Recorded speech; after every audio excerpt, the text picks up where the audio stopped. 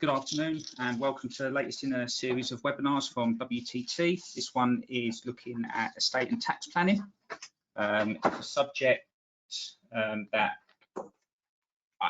I quite enjoy talking about. I think it's one of the most underrated and one of the taxes and taxes that are easily mitigated that isn't given enough thought at various stages of the tax planning cycle.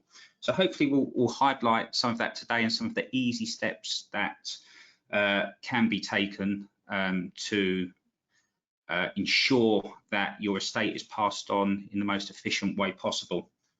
As I said, my name is Tom Wallace. I'm Director of Tax Investigations at WTT Consulting. I'm a former HMRC Inspector of Taxes, and I'm an affiliate member of the Society for Trust and Estate Practitioners. This is intended to be an overview only. It will cover some of the various issues and planning points that you can encounter and some of the easier planning techniques that you can use to mitigate your tax exposure.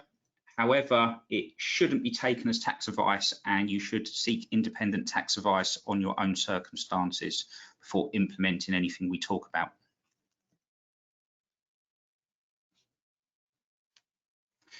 For those that don't know who WTT Group are, we provide tax advice, legal advice, and wealth professionals who work as a cohesive team.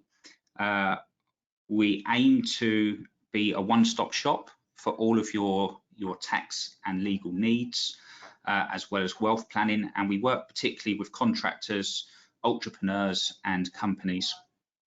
As you can see there, the principles we work with are one of openness, clarity, and integrity, and I think that's very important when you're talking about a subject like this, which is not always the most comfortable subject to talk about.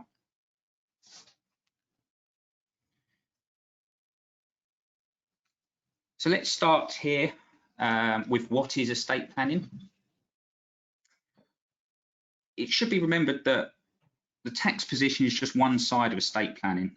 While significant tax savings can be made with careful planning, it should not override and dictate to whom you dispose your assets to.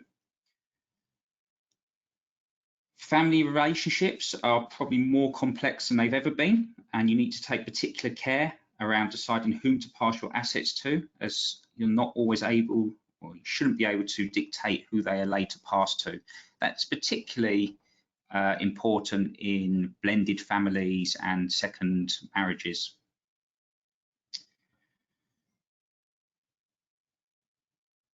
It's most important that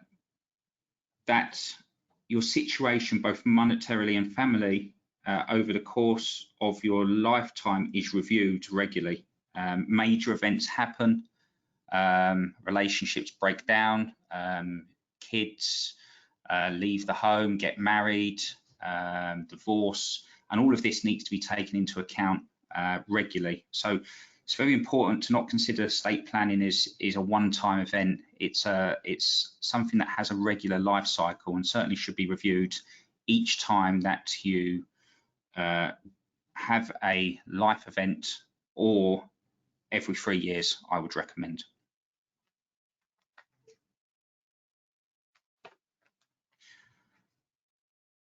So when you're planning your estate, it's very important to adhere to 6 principles.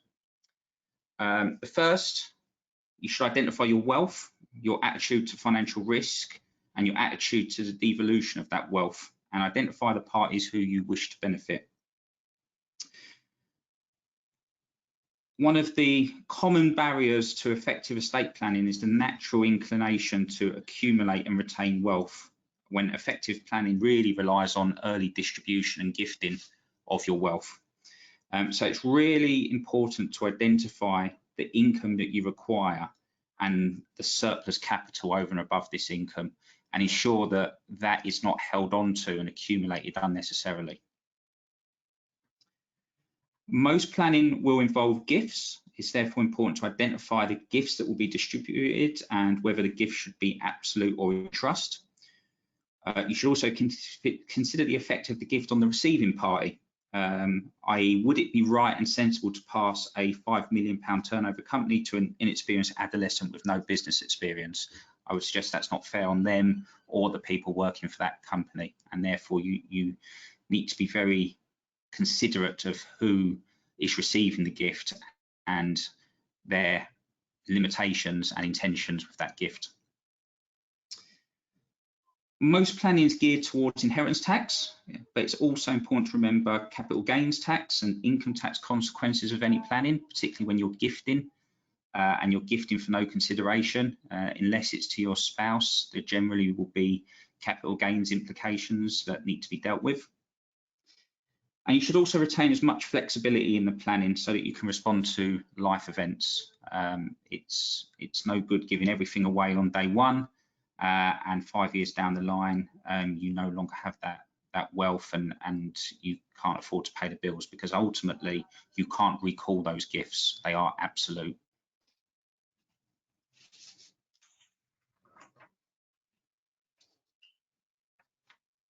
So lifetime planning, and there's 3 considerations here.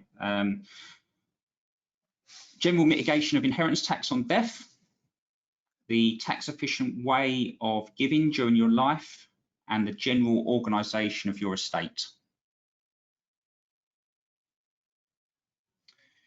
It's important to understand that IHT is not a death tax. I speak to many people who are encountering inheritance tax events who have been under the impression that inheritance tax only arises on death. It doesn't. It can arise any time during your lifetime.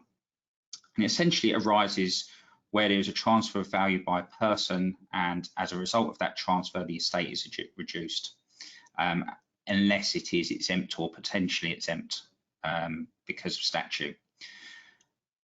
It's not a transfer of value if the transaction is made at arm's length, and that makes sense really if you think about it, because essentially you have taken an asset out of your estate but replaced it with consideration of the value of that asset.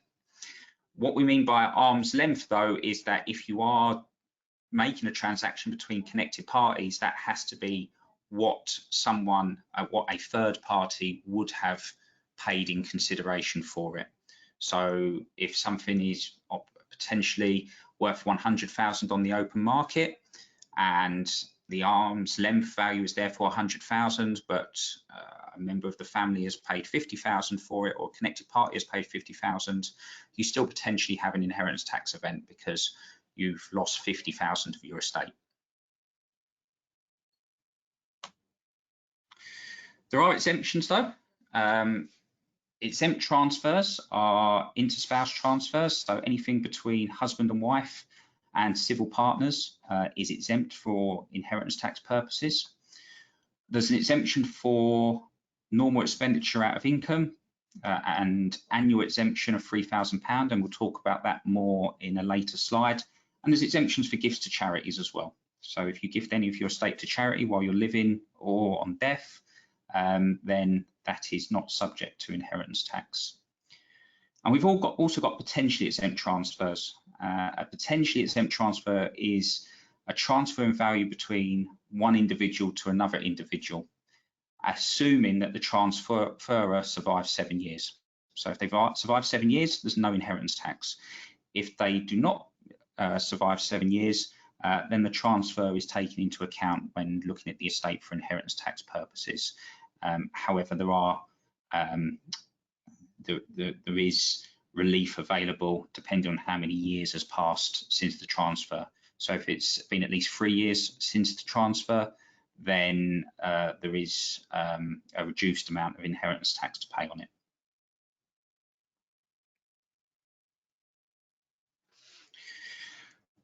We also have the nil rate band and the residency nil rate band. The nil rate band is 325,000. So any chargeable transfers up to that value are at 0%. The chargeable transfer is calculated by adding together all chargeable transfers in the past 7 years. So you see 7 years crops up quite regularly in inheritance tax. So it's always important to look back over the past 7 years and look at the value of the chargeable transfers that have been made. If they are over 325,000, then potentially you have an inheritance tax charge on the transfer.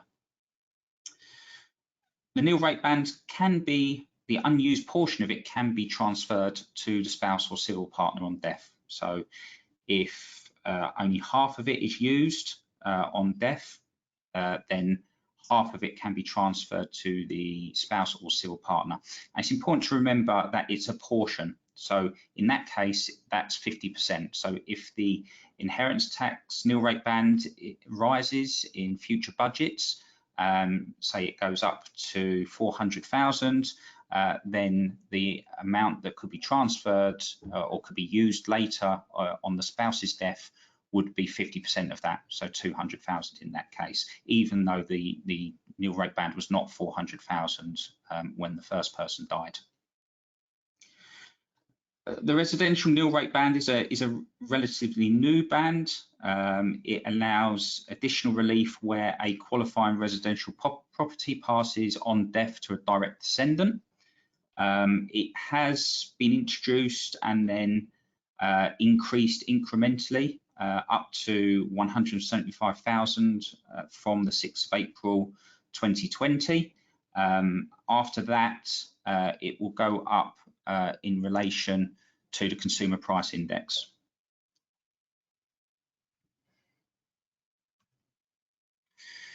So the tax rates for inheritance tax. So lifetime chargeable transfers in excess of the nil rate band are charged at 20%. 40% is charged on the estate on death, on the value over and above the nil rate band and residency nil rate band, if that's applicable. And there's also a 36% charge where 10% of the estate is left to charity on death.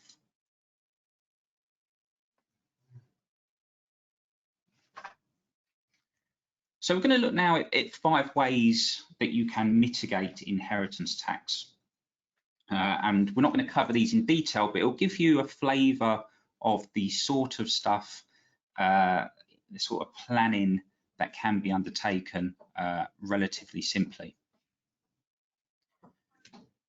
First, we're going to look at asset reduction. So this is essentially gifting of assets during your lifetime. We've already talked about potentially exempt transfers and how they are calculated.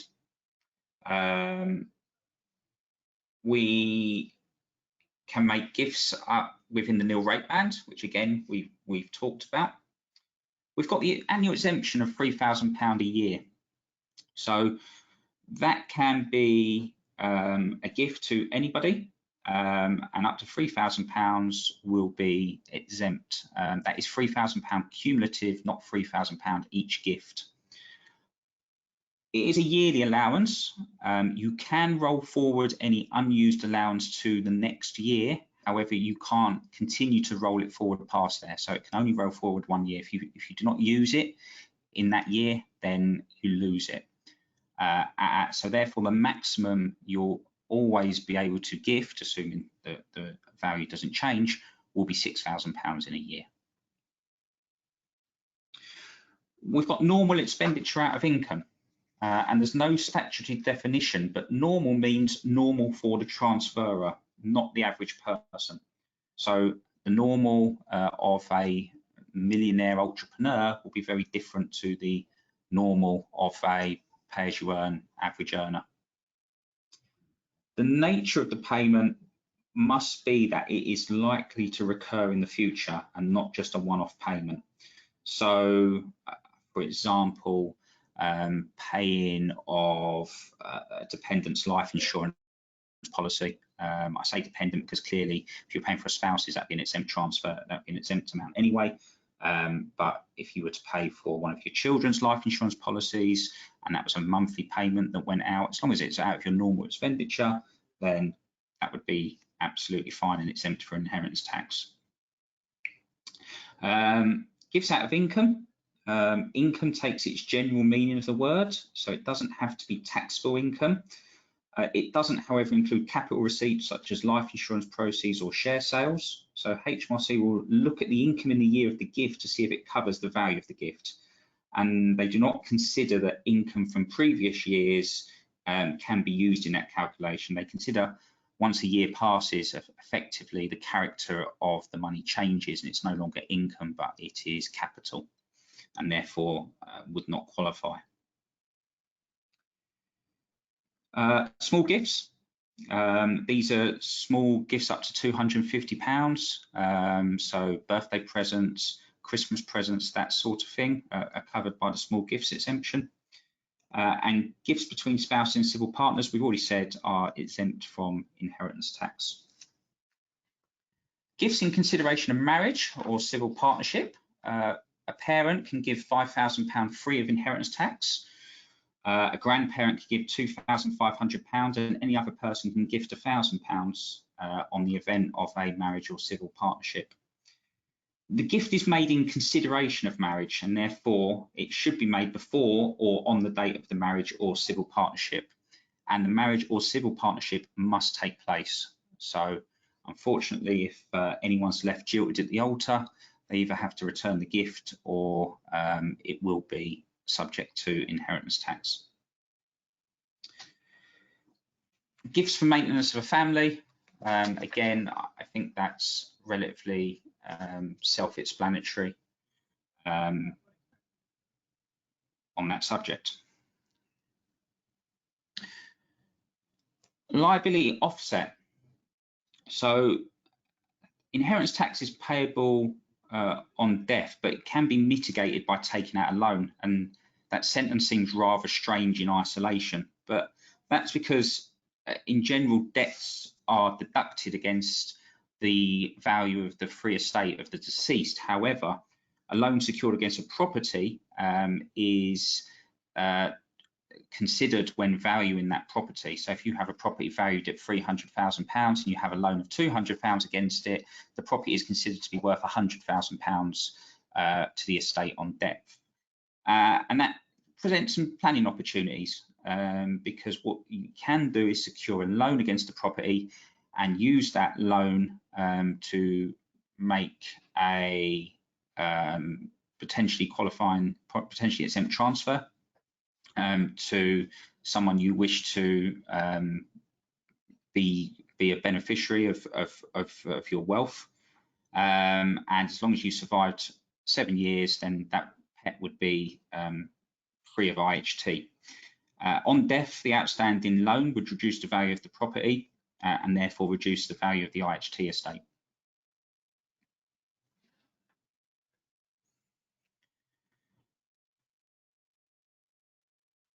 Asset conversion is another planning opportunity. There are IHT exemptions for many assets. I've listed the common ones here: agricultural property, tenanted or untenanted, woodlands, lawyers underwriter assets. One of the most popular is the unquoted shares or securities in an unlisted company, or an interest as a sleeping partner in an unincorporated business. They are all subject to IHT relief at either 50 or 100%. Therefore, if you have assets in your estate which are subject to IHT, it is a good idea to essentially liquidate them and put your money into assets that are exempt or have relief from IHT. There are ownership periods that need to be satisfied, and therefore this is not what we would call deathbed planning. It's something that should be regularly considered, and also it needs to be considered against your appetite for risk and appetite for financial risk, which was one of the criteria we talked about when we first started this presentation. Asset freezing is another planning point that should be considered. Essentially, where you have surplus cash in your estate, what you can do is you can make a loan to someone you wish to benefit from your estate. That loan generally will be made on terms that mean it can be recalled at any time and doesn't bear interest. But ultimately what that means is the person who receives the loan can invest it in a way that they see fit, and any income or appreciation in the value of any of those assets they purchase falls into their own estate rather than yours for inheritance tax purposes. The loan then can either be dealt with by writing it off using the annual exemption over many years, or it can be written off wholly and the potentially exempt transfer comes in. So assuming you survive 7 years, then that would be a exempt from IHT transfer. There is a variationist planning that can be used with trusts, which is also a good planning opportunity that should be explored for anyone who finds themselves with surplus cash.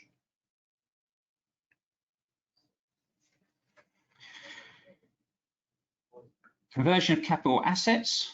Where an individual has surplus capital, they can convert it to an asset that produces an income stream, which can then be used for living expenses.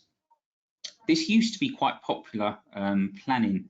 However, with the increase or introduction of the additional income tax rate of 45%, it's become less favourable. Capital gains and IHT are lower than this, and therefore it's really for people who find themselves in some what are unique circumstances these days. Of course, should the additional rate be abolished, or should it be lowered, then of course it might become more popular again. There are other considerations to make when looking at your estate. Joint property is one of them.